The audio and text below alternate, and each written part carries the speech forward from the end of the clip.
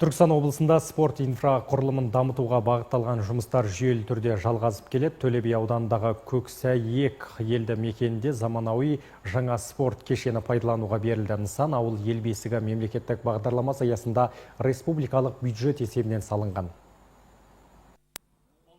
Көксәйектегі жаңа спорт кешенінің ашылу салтанатында лента қиылып нысанның символикалық кілті табысталды. Енді бұл кешен Түркістан облыстық нөмірі 7-ші олимпиадалық резервтің мамандандырылған балалар мен жасөспірімдер спорт мектебінің қарауына беріліп, жас спортшыларды даярлайтын орталыққа айналады.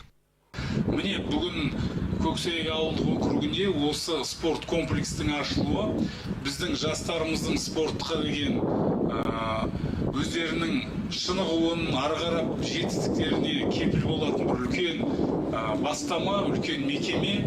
Осы Төле би ауданынан шыққан чемпиондар өте көп. Спорт кешені 100 көрерменге арналған. Мұнда баскетбол, волейбол, күрес залдары мен заманауи тренажер зал орналасқан. Кешеннің жалпы аумағы 4267 шаршы метр құрайды. Жаңа спорт нысаны салауатты өмір салтын ұстануға, бұқаралық спортты дамытуға және болашақ чемпиондарды тәрбиелеуге үлкен мүмкіндік беретін заманауи спорт ордасына айналады деп сенемін. Қазіргі таңда Түркістан облысында спорт саласын дамытуға қолжетімді және сапалы спорттық орта қалыптастыру бағытында жүйелі жұмыстар жүргізілуде.